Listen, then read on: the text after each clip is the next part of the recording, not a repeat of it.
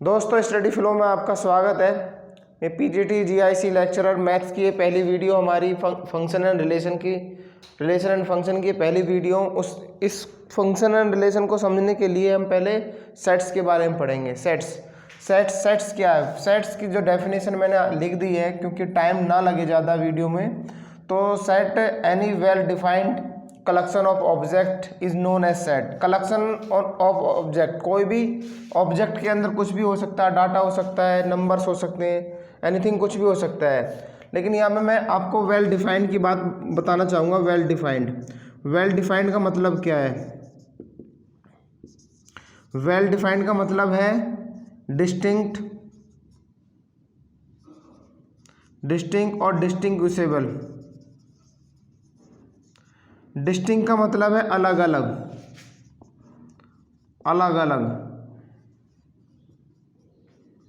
और इसका मतलब अंतर करने योग्य है। मतलब जो एलिमेंट होंगे वो अलग अलग होने चाहिए और अंतर करने योग्य होने चाहिए, ठीक है।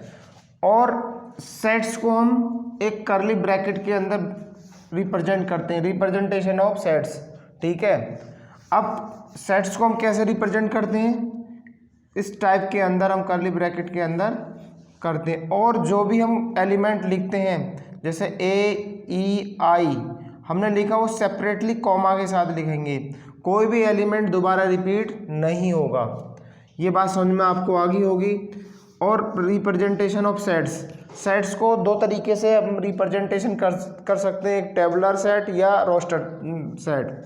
टेबुलर सेट के अंदर हम क्या करते हैं? सेपरेटली कॉमा के साथ रखते हैं। जैसे इसमें यहाँ लिखा हुआ है, ये लिखा हुआ है सारी चीज़ें, कि हम इसको सेपरेटली कॉमा के साथ इसको लिखेंगे। और दूसरा हम इसमें सेट्स के, जैसे इंग्लिश अल्फ़ाबेट की बात करिए, इसने A, E, I, O, U, यहाँ पे जितने भी वर्ड हैं, 5 वर्ड हैं वोवेल्स के, और ये पाँचों अलग हैं, डिस्टिंक्ट हैं, अलग अलग हैं। तो देखो, ये सेपरेटली कॉमा के साथ हमने लिखे हैं। तो इस तरह से हम सेट को रिप्रेजेंटेशन कर सकते हैं। सेट्स के अंदर हम कोई भी एलिमेंट्स रिपीट नहीं करेंगे। जैसे हमने एक एग्जाम्पल लिया, एप्पल को मेरे को सेट्स के अंदर रिप्रेजेंटेशन करना है।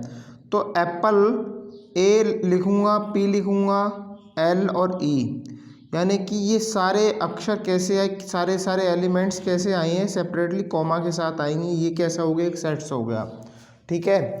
अब दूसरा टाइप का जो सेट्स है वो सेट बिल्डर फॉर्म है। सेट बिल्डर फॉर्म के रूप में हम किसी प्रॉपर्टीज़ का या किसी फॉर्मूलेज के रूप में लिखते हैं। जैसे ये कौन सा सेट है? ये टेबुलर फॉर्म है। और हम अगर इसको सेट बिल्डर के रूप में अगर हमें लिखना है, x such that x is a prime number less than 13, यानी कि 13 से छोटे प्राइम नंबरों का एक सेट, ये किसी एक फॉर्मूले के रूप में, ये किसी प्रॉपर्टीज़ को फॉलो कर रहे हैं।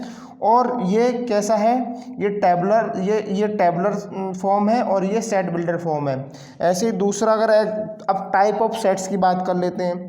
टाइप ऑफ सेट्स कितने टाइप के होते हैं? Empty set, null set, avoid set, ठीक है। इसको 5 से रिप्रेजेंटेशन करते हैं, ठीक है। जैसे x such that x belong to N, 1 less than x less than 2, यानी कि कहने का मतलब 1 और 2 के बीच में कितने नेचुरल नंबर है? 1 और 2 के बीच में कोई भी नेचुरल नंबर नहीं है, इसलिए कैसा होगा? ये नल सेट हो गया, राइट। अब दूसरी बात आते हैं इनफाइनाइट सेट। इनफाइनाइट नाम से ही आपको पता चल रहा होगा, इनफाइनाइट, यानी कि अब यहाँ से x such that x greater than 50 से जितने भी ज़्यादा से ज़्यादा कितने, ये तो इन्फिनेटिव है, अनकाउंटेबल है। तो इसका मतलब क्या होगा? ये कैसा होगा? इनफाइनाइट सेट होगा। फाइनाइट सेट यानी काउंटेबल सेट। और हम कह सकते हैं इनफाइनाइट सेट को काउंटेबल ना हो सके। ये जो सेट कैसे होंगे? काउंटेबल नहीं हो सके। ये कैसे होंगे? काउंटेबल हो सके। ये फाइनाइट सेट हो गया और ये इनफाइनाइट सेट होगा। ये बात आपको फाइनाइट, ये सेट कौन सा वाला सेट? पहला set empty set, infinite set और फाइनाइट सेट, की आपको समझ में आ गया होगा। उसके बाद होता है इक्वल सेट के अंदर क्या होगा? एलिमेंट सेम होंगे। जैसे कि ए कोई सेट ले लिया मैंने, यहाँ पे 1 2 3, और जो बी सेट है 2 3 1, तो ये कैसा होगा? सेट इक्वल सेट हो गए, ये दोनों सेट कैसे हो गए, इक्वल, ए बराबर है बी के।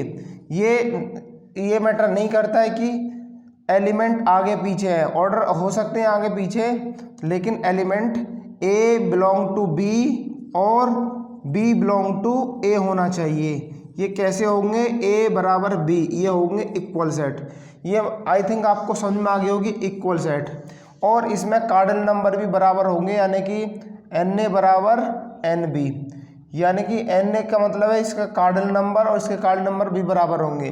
देन इक्विवेलेंट सेट, इक्विवेलेंट के अंदर मैंने देखो एक एग्जाम्पल लिया 1 2 3, बी के अंदर लिया मैंने ए बी सी, इसके कार्डिनल नंबर तो बराबर होंगे, बट इसमें कार्डिनल नंबर तो बराबर होंगे, लेकिन ए नॉट बिलोंग टू बी और बी नॉट बिलोंग टू ए, तो इसमें कार्डिनल नंबर बराबर होंगे बट एलिमेंट सेम नहीं होंगे। इस एलिमेंट कैसे होंगे, डिफरेंट होंगे। यहाँ देखो 1 2 3 है, या न्यूमेरिकल है या अल्फ़ाबेट है, तो इसका मतलब क्या हुआ है, ये कार्डिनल नंबर इस कार्डिनल नंबर के बराबर है लेकिन एलिमेंट बराबर नहीं है, ये इक्विवेलेंट सेट है। डिसजॉइंट, डिसजॉइंट का मतलब, डिसजॉइंट से आपको पता चल रहा होगा अलग अलग।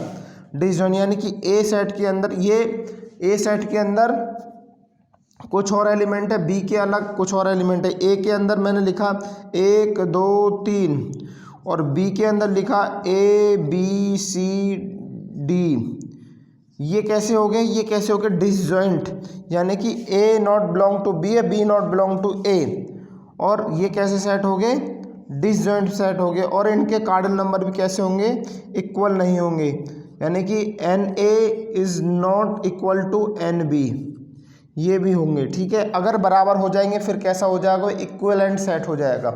आई थिंक ये आपको सेट्स के बारे में आपको पता चली होगी। देन इसके बाद आता है सबसेट।